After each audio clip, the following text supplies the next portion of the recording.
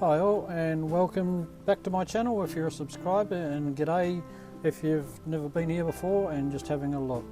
This video is another camping video out on the motorbikes. My mate Kim and I went out on the bikes for a camp overnight, and I took the drone along with me. I wanted to get some footage with that. If you have a look back on the last couple of videos, you'll see that I've just bought a drone. It's a Mavic Mini. I bought it second hand and I'm having an absolute ball with it. So I'm hoping to enhance my videos with a bit of different footage. That's Kim.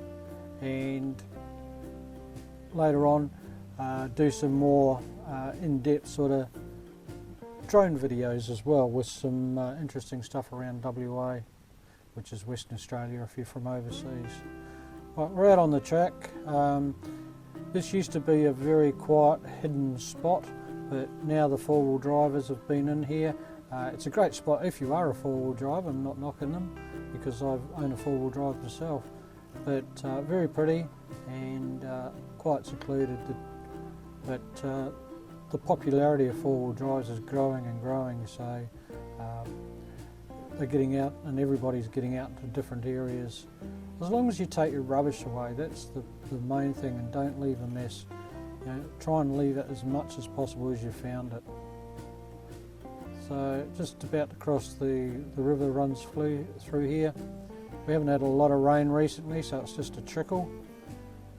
In years past there used to be marron in here, which is a freshwater crayfish, and further back up I wouldn't go drinking the water. You never know what's dead in it further upstream. And as we were coming in, at the beginning of the video, you can see a little gully there. That's actually the head of this river, and there was no water in it further up, only a few kilometres away. So most of that water flowing through there is ground seepage. I'm on my XT250, a 2013 model. Great bike, absolutely love it. And here's a view from the top. You can look down. If you just look at that rock on your left hand side there, you can actually see where the tyre tracks are where we rode through.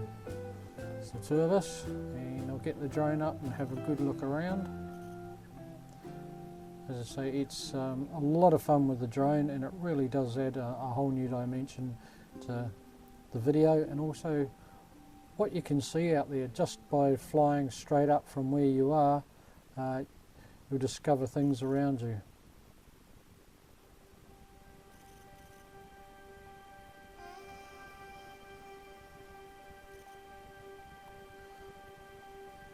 Keeping it in cinegraphic mode at the moment, which is the slowest speed as a beginner, so I don't want to go racing off somewhere that I can't find it or can't control it.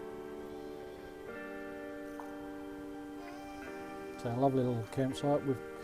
First time Kim and I came out this area was 2008 when we had our first adventure out this way, and there is a video on my channel there.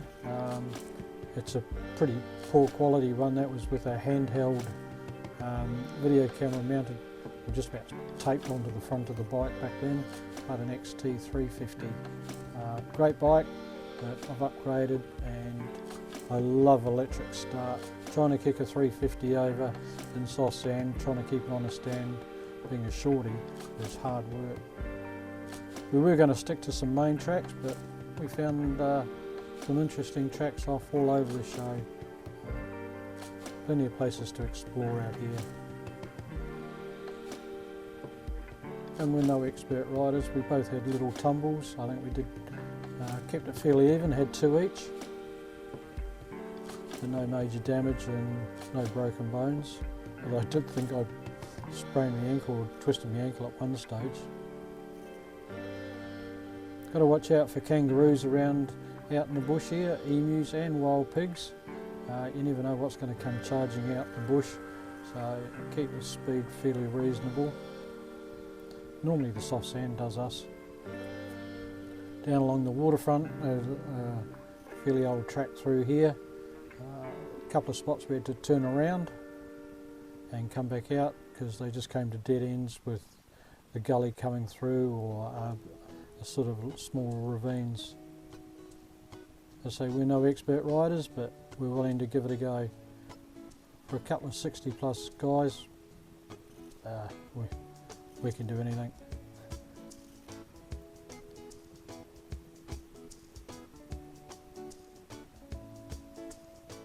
That's just magic to get out here and have a ride around and enjoy the scenery. Very peaceful. Came across this old bridge, absolutely brilliant. Didn't even know that was there, hadn't seen that one before.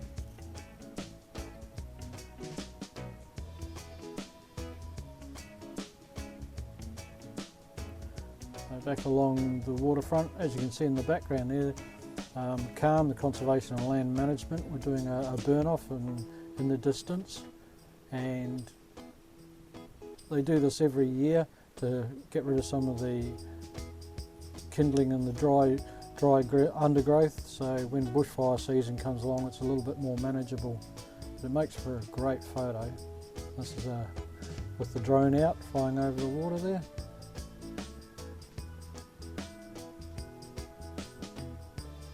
The fire was far enough away from us not to worry about it.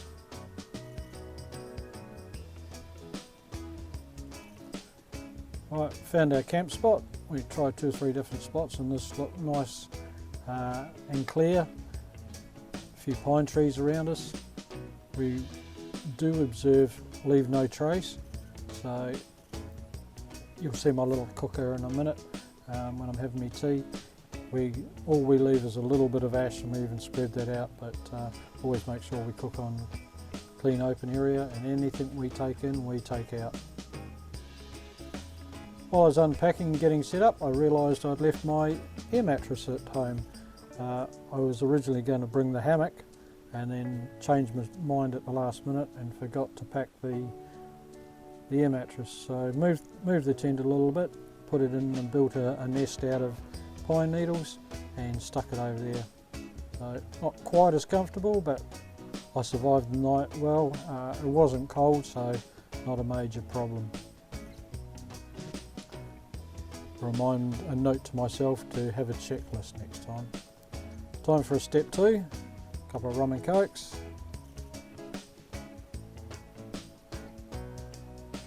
And Kim looks very comfortable there with a couple of beers under his belt.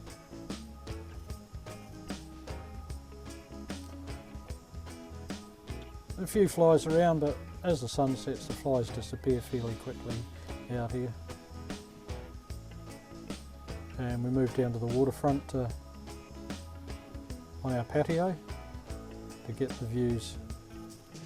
So here's another view with the drone from the campsite, and as I say, to be able to just fly straight up and have a look around and see what's around you is absolutely magic. It's not an expensive hobby if you want to start out small.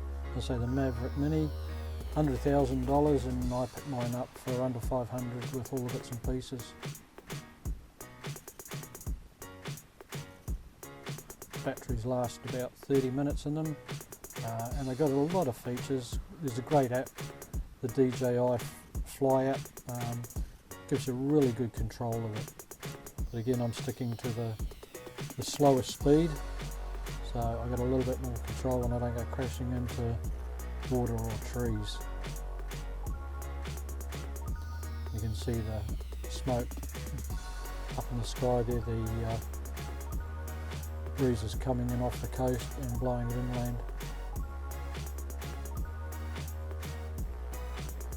On the ridge over on the far side, right up the back there, is part of the Bibliman track. There's a hut up there, the Helena hut, beautiful little hut.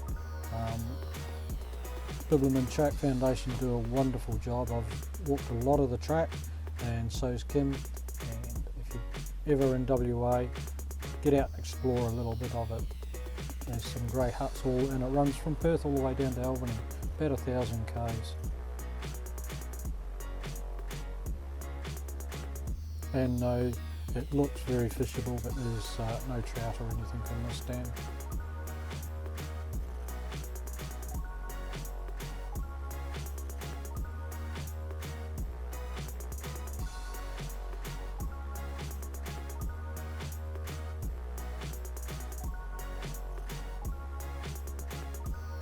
Having a play around with it. There's granite outcrops everywhere in WA. And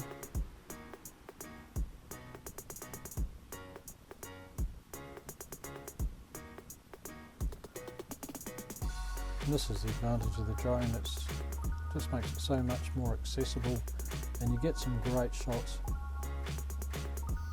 And I hope that added a little bit to the video here so that you find it a little bit more interesting. In the background there on the other side, the whitey sort of areas you can see, that's all granite outcrops over on the hills on the other side.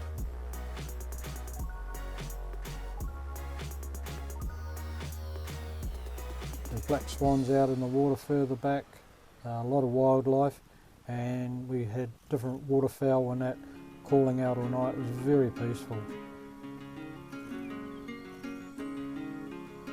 And looking back to the tree line where we were camped in there, you can see the fire out the back, but it is actually quite a distance away and a controlled burn.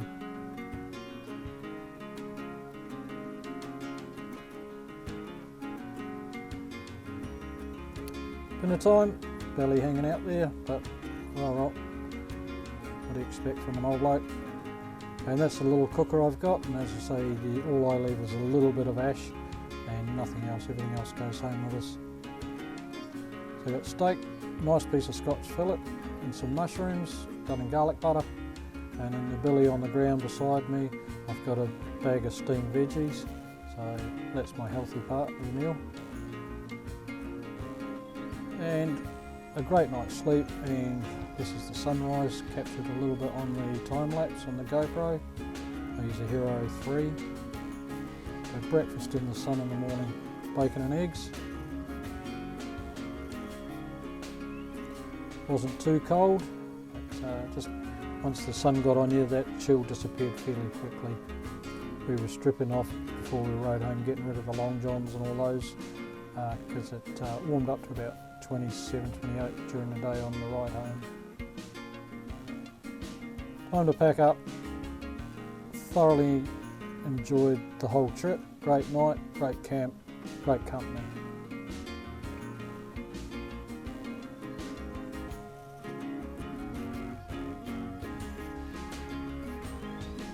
The tent I'm using is a Black Wolf Stealth. Nice little 1 or 2 man tent. More designed for the 1 man, but just over a kilo. Easy, compact and easy to put up. That's my nest of pines that I slept on, or the pine needles. Heading back through the forest, there's a lot of jarrah out there. It's absolutely brilliant with the sun coming up in the morning. It's still early then, about 9:30, sun through the trees. They say the biggest thing is, even out in the road, watch out for kangaroos. You never know what's going to run out in front of you.